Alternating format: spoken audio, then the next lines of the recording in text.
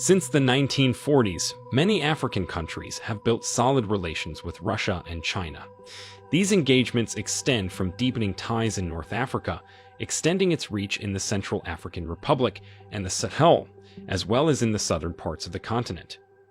African countries firmly support China in its endeavor for national unification, and most of them support her One China policy. Russia and China have carried out many exchanges in the fields of economy, politics, and planning in Africa. That is why today we shall be looking at why Africa will stand firm with Russia and China. There is also one thing you will like to note before we get to more details. Africa has suffered many atrocities from Western nations from pre-colonial times to the early 2000s, and so standing firm with Russia and China could serve as a means of protecting African nations from future molestation. China and Russia are, however, pursuing different strategies towards Africa, but share a convergent goal of bolstering authoritarian regimes and undermining US and European influence over the continent. This is clearly seen through their commercial, financial, and military engagements, which all aim to accelerate a shift in Africa from Western influence to the East. Africa is important to China and Russia, same as they are to Africa. Amid global crisis, these countries have always supported Africa, both in material and human aspects. In turn, these countries receive natural resources from African states, notably oil and gas from countries like Sudan, Angola, and Nigeria. We shall begin by looking at some atrocities caused by the Western nations on Africa in recent years, and why Africa will stand firm with Russia and China under 5 subheadings. These reasons are well explained in the domains of military, health, economy, politics, and humanitarian assistance. Do not go away till you discover the amazing facts we've prepared for you. Let us begin. The West's hand over Africa. It is quite difficult to imagine that the sufferings of the African continent will end soon. On December 10, 2013, world leaders and a host of people from across the globe honored the deceased former South African president, Nelson Mandela, as one of the greatest African heroes. More than 90 heads of states from across the world attended the event, including former US President Barack Obama, who described Mandela as the great liberator of the 20th century. On one of his speeches, Mandela mentioned that if there is a country that has committed unspeakable atrocities in the world, it is the United States of America. They don't care for human beings. But this view did not stop US leaders from comparing Mandela to Washington, Lincoln, and Gandhi. Mandela was in great support for communism and highlighted that with such a system, South Africa and the continent at large will become a land of milk and honey, with an easy political and socio-economic atmosphere. Before he stepped down, Mandela gave a radical speech implying that there were vast conspiracies in place seeking to overthrow the South African government. This landmark speech paved the way for his successors to implement brutally repressive measures. Some months ago, President Joe Biden held a democracy summit with South Africa, the very place where Western powers such as the US, UK, and France supported racist activities. Another terrifying atrocity caused by the West on Africa, which is also questionable, is the ill treatment they gave to former Prime Minister of Congo, Patrice Lumumba. In 1961, Lumumba was captured and imprisoned by state authorities under Mobutu and executed in the presence of Belgian military officers after his overthrow in a coup organized and executed by Belgium, Britain, and the United States. He was severely maltreated, dismembered, immersed into acid, and murdered afterwards for reasons best known to them. The West murdered Patrice Lumumba and kept President Nelson Mandela in captivity for 27 years. Recently, President William Ruto of Kenya decried the mistreatment of African leaders during foreign trips, especially to Western countries. In April 2023, during the Mo Ibrahim Governance Weekend held at the Kenyatta International Convention Center, he lamented that they were loaded onto buses like school children during the funeral of Queen Elizabeth, while US President Joe Biden and his wife were transported on armored vehicles. The intangible strain that unifies individuals is culture, which is crucial to any economy. Apart from the scenes you just saw, it is important to note that Western culture has not only had a substantial influence on African politics, economy, and community interactions, but also on the people and generations. Substance dependency, divorce, fashion sense, colonial mentality, custodianship, brain drain amongst others, are some disadvantages of the Western culture you must be aware of. Africans should never hate China and Russia because of the massive support they received from them when the West was busy committing atrocities on the continent. Apart from forging a solid bond with China, Russia has been working towards further consolidation of its presence in the global south in several African countries. Africa will stand firm with Russia and China for the following reasons. 1. Military. Russia maintains a modest professional military education program for African military personnel, training roughly 500 African service members per year.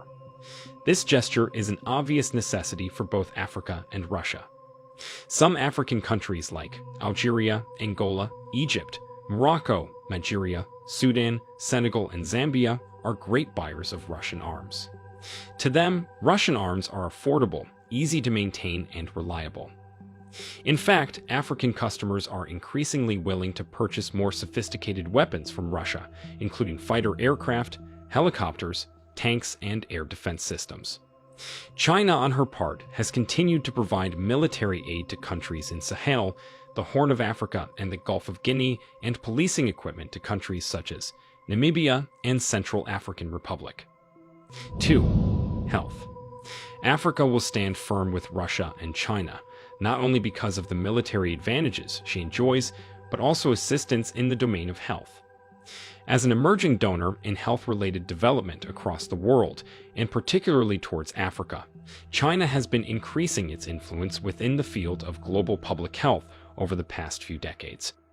The Chinese government has always initiated projects to respond to major diseases in Africa, such as HIV and AIDS, malaria, influenza, fever, and the recent COVID-19 pandemic. In October 2019, President Vladimir Putin of Russia highlighted that Russia will continue to help African nations develop their national healthcare systems, while ensuring a wide access to highly qualified medical services in a bid to strengthen Africa's potential in controlling epidemics. 3. Economy. China is now Africa's largest trading partner, with Sino-African trade topping about $200 billion per year. Over 10,000 Chinese firms are currently operating throughout the African continent, and their performances are very encouraging. Most substantively, Africa depends on Russia for 30% of its grain supplies, with a value estimated at $4 billion. It is also evident that Africans will stand firm with Russia and China, looking at the thunderous investments they have put in different businesses on the continent. Trade relations between Africa and China have increased the prosperity of African countries. This is because they have been able to increase the value added of their exports and also export more to the rest of the world.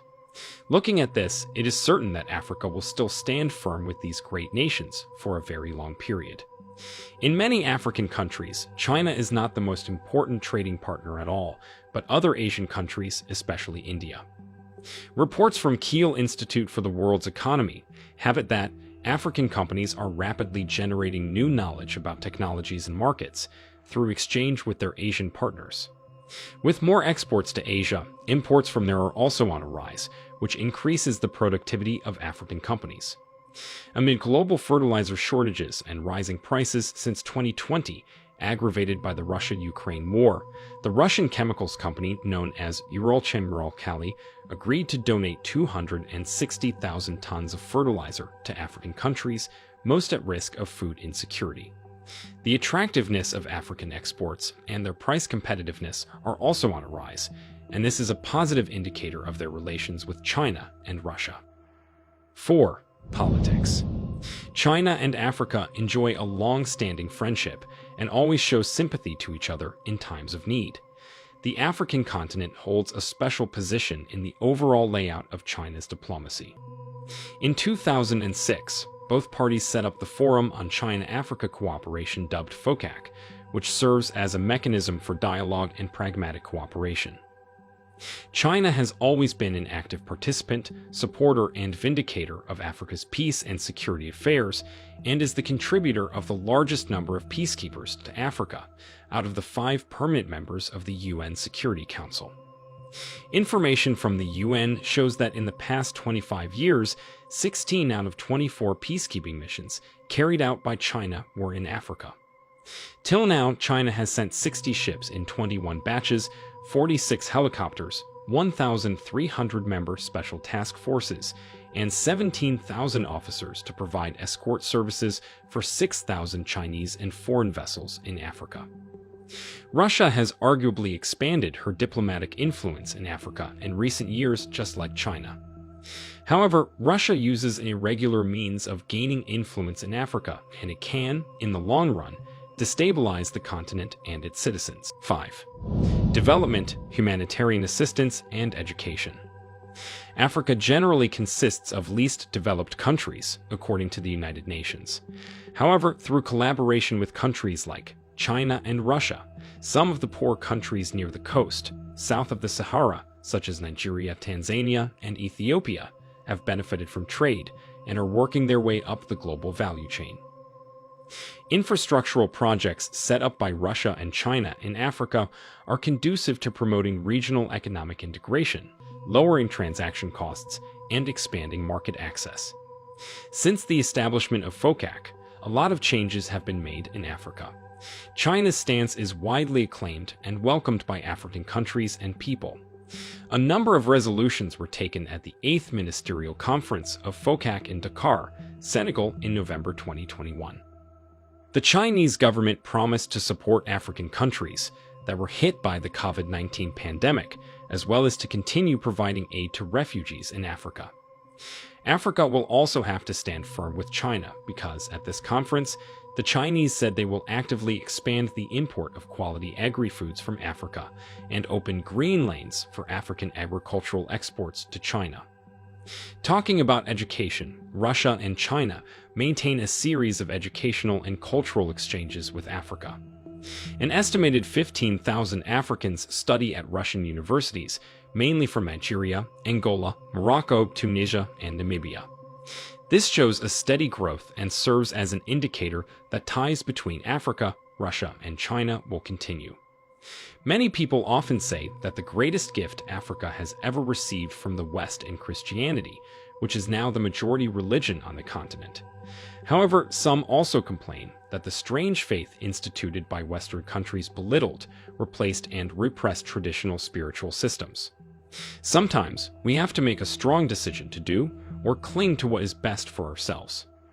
There are lots of things to talk about concerning this topic, but we carefully selected a few from the bulk to share with you in this video.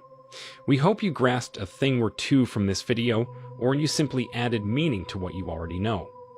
Before we take leave of you, let us try to find out answers to this question often asked by many people.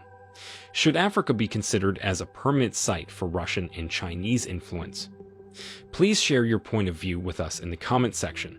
Thanks for watching. Please subscribe, follow, share and like our video. It's the best way of supporting us.